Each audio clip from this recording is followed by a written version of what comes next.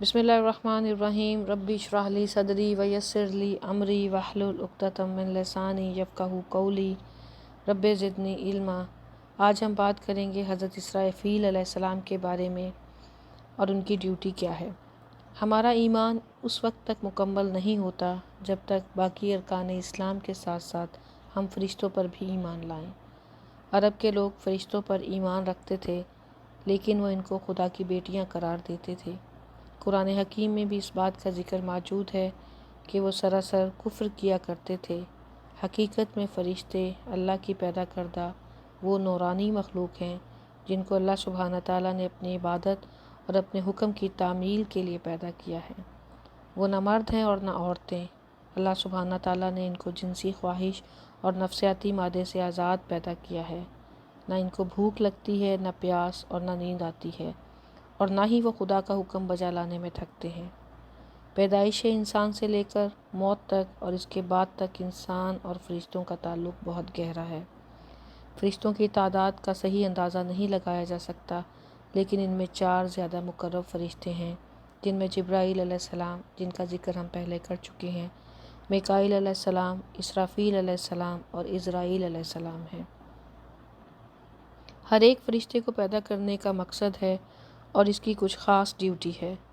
حضرت اسرافیل علیہ السلام تمام فرشتوں میں اللہ کے سب سے زیادہ قریب موجود ہیں، کیونکہ آپ کے اور اللہ کے درمیان 7 پردوں کا فرق ہے۔ سب سے نزدیک اسرافیل علیہ السلام، پھر جبرائیل علیہ السلام، پھر میکائیل علیہ السلام اور پھر عزرائیل علیہ السلام ہیں۔ اسرافیل کا لفظ اسراف سے نکلا ہے جس کے معنی ہے کثرت یا زیادتی۔ اسرافیل کے لیے الفاظ اس لیے استعمال کیا گیا ہے کہ فرشتوں میں سب سے زیادہ پر اسرافیل علیہ السلام کے ہیں، اور اس قدر بڑے اور پھیلے ہوئے ہیں کہ ایک پر مشرق میں، دوسرا مغرب میں، تیسرا انہوں نے سر پہ ڈھانپ رکھا ہے، جبکہ چوتھے پر 7ویں زمین کے نیچے ہے۔ اللہ نے ان کو پیدا کر کے ان کی ڈیوٹی سور پھونکنے پر لگا دی۔ سور ایک بڑے سے سینگ کی طرح نظر آنے والا بگل ہے جو آگے سے چھوٹا اور پیچھے سے بڑے سائز کا ہے۔ زمانہ قدیم میں اس کو جنگوں میں بھی بجایا جاتا تھا۔ آپ کا منہ سور کے قریب ہے اور نظریں اللہ کے عرش کی طرف کہ کب خدا حکم دے اور کب میں سور پھونکوں۔ اپنی پیدائش سے لے کر اب تک پلک جھپکے بغیر اللہ کے عرش کی طرف دیکھ رہے ہیں اور قیامت تک اسی طرح کھڑے رہیں گے۔ یہ سور شیشے کے موتی کا بنا ہوا ہے اور اتنا بڑا ہے کہ اس میں اولاد آدم کی تعداد کے مطابق سوراخ موجود ہیں، یعنی قیامت تک آنے والی روحوں کی تعداد کے مطابق اس سور میں سوراخ ہیں، اور کسی بھی ایک سوراخ سے 2 روحیں نہیں نکل سکتی، جبکہ اس سور کا دہانہ اتنا بڑا ہے جتنی اس زمین اور آسمان کی گولائی کہ جہاں آپ نے منہ رکھا ہوا ہے۔ اس سور کے حجم کو سمجھ کر اسرافیل کی جسامت کا اندازہ لگایا جا سکتا ہے۔ حدیث مبارکہ میں آتا ہے کہ جب حضرت آدم علیہ السلام کو سجدہ کرنے کا حکم ملا تو فرشتوں میں سب سے پہلے اسرافیل علیہ السلام نے سجدہ کیا، جس کا اجر اللہ سبحانہ تعالیٰ نے آپ کو یہ دیا کہ پورا قرآن اسرافیل علیہ السلام کے ماتھے پر لکھا ہوا ہے۔ اللہ کے قریب ہونے کی وجہ سے پہلا حکم لوح محفوظ پر لکھا ہوا حضرت اسرافیل کے پاس آتا ہے۔ قیامت سے قبل جب ان کو سور پھونکنے کا حکم ملے گا تو یہ 3 مرتبہ سور پھونکیں گے۔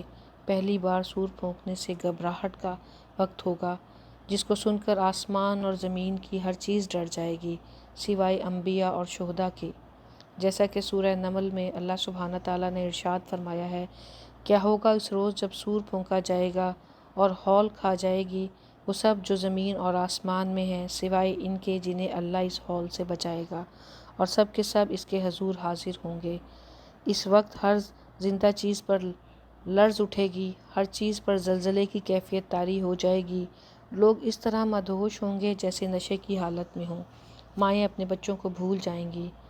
حضرت ابو ہریرہ رضی اللہ تعالیٰ عنہ سے روایت ہے کہ آپ صلی اللہ علیہ وآلہ وسلم نے ارشاد فرمایا کہ سور کی آواز اتنی خوفناک ہوگی کہ شیطان اور اس کے چیلے اس کو سن کر بھاگ جائیں گے اور پناہ لینے کی کوشش کریں گے۔ ہر وہ انسان جو قیامت پر یقین نہیں رکھتا تھا اس کو بھی قیامت کا یقین ہو جائے گا، لیکن صد افسوس کہ اس دن ان کا یہ یقین کسی کام نہ آئے گا۔ نہ زمین ان کو پناہ دے گی اور نہ آسمان۔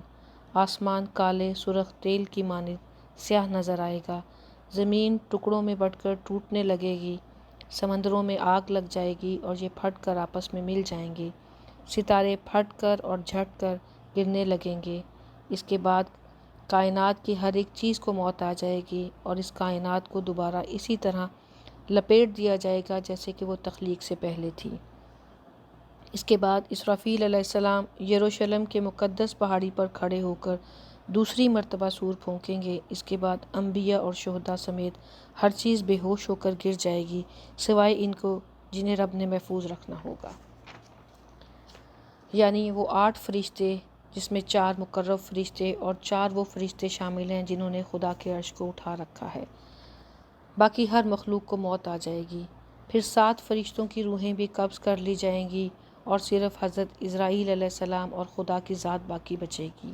پھر اللہ سبحانہ تعالیٰ حضرت اسرائیل سے فرمائیں گے کہ میں نے تمہیں جس مقصد کے لیے پیدا کیا تھا وہ پورا ہو گیا ہے، اب تم بھی مر جاؤ۔ اس طرح ملک الموت کو بھی موت آ جائے گی۔